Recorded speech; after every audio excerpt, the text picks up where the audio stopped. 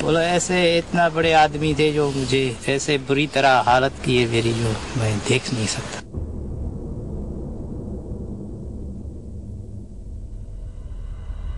एक बैरक थी जिसमें ईंटें रखी हुई थी, दरवाजे पे अंदर भी ईंटें थी।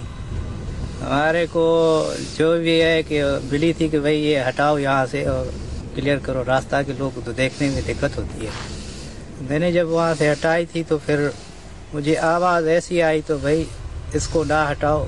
8 दिन में अपने होश आवाज़ से ऐसे ही था, कुछ समझ में नहीं आ रहा था तो मैं क्या कह रहा हूँ या क्या सुन रहा हूँ, जैसे इंसान पागल हो जाता है। मुझे छोटे मोटे तो नहीं आई, बस एक आवाज़ आई थी इधर से हट जाओ।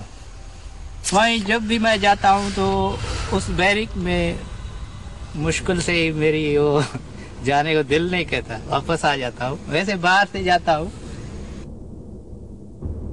किले के चौकीदार से बात करने के बाद फिर इन्होंने हमें इस जगह की निशानदही भी करवाई जहां उनके साथ ये वाकयात रोनुमा हुए थे।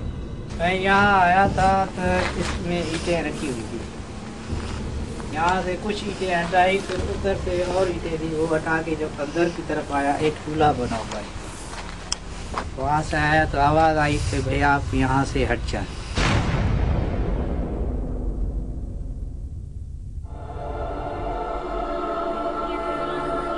वैसे अगर देखा जाए तो किला बहुत ही बड़ा है, लेकिन हम कोशिश करेंगे कि अपने इक्विपमेंट्स को, खासतौर पर ईएमएफ को जब हम रैंपिंग ले रहे होंगे तो उसमें हम यूज़ करते हुए जाएंगे।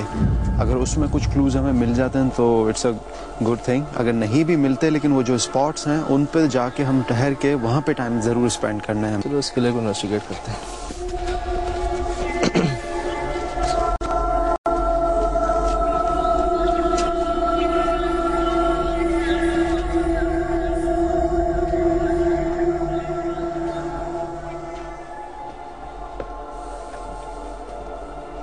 के बारे में अशफाक मशहूर है कि ये जब बहुत जंगजू ज़माना था ना, जब जंगें वगैरह बादशाहों के दौर में हुआ करती थी, तो जंगों से बचने के लिए, मतलब दुश्मनों से बचने के लिए उन्होंने इसको तामीर किया था। और जो बैरकें खाली हैं यहाँ पर कभी तोपें हुआ करती थी और सिपह सलार वगैरह सब हुआ करते थे। बहुत मतलब तरह से पूरा ख़ानदान आबाद था अंदर।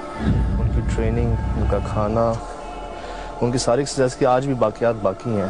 यानी अगर पूरा बाकायदा तौर पर मुकम्मल तौर पे इस किले का जायज़ा लिया जाए तो ऐसा महसूस होता है कि पूरा शहर आबाद था और इन्होंने अपनी एक इस किले के इर्द गिर्द जो है अपने आप को तहफ़्फ़ुज़ फराम करने के लिए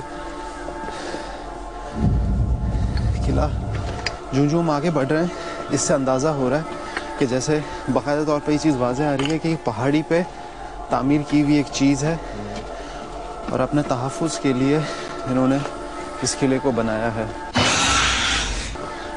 यहाँ पे 3 स्पॉट्स हैं जहाँ से ज़्यादा शिकायतें हैं। एक तो वो कैद खाना, यहाँ पे जेल थी जहाँ पे कैदियों को रखा जाता था, और वो बता रहे थे कि यहाँ कैदियों को सज़ाए मौत नहीं दी जाती थी, फांसी नहीं दी जाती थी, उनसे काम करवाए जाते थे और अगर वो इंतकाल कर जाते थे तो उनको फिर यहाँ पे दफनाया भी जाता था। और इसके अलावा यहाँ पे अक्सर बादशाह थे खुद जो उनकी रिहाइशगाह थी वो, और तीसरी वो अशफाक जो एक बैरक थी जो भी जेली थी, लोगों को कैद किया जाता था वहाँ पे, जहाँ पे उस चौकीदार ने ईंटें हटाने की कोशिश की थी, रास्ता बनाने की कोशिश की थी जहाँ पे वो। ये 3 स्पॉट जो है ना,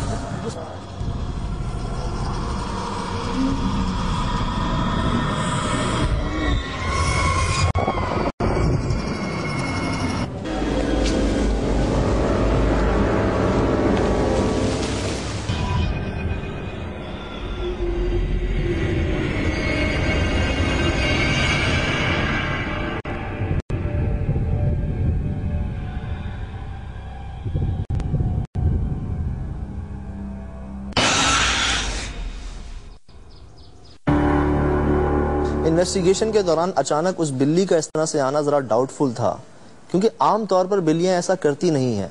अगर उनके ऊपर लाइट मारी जाए या कुछ शोर वगैरह हो तो वहां से भाग जाती हैं, लेकिन वो बिल्ली काफी देर तक वहीं बैठी रही और हमें देखती रही।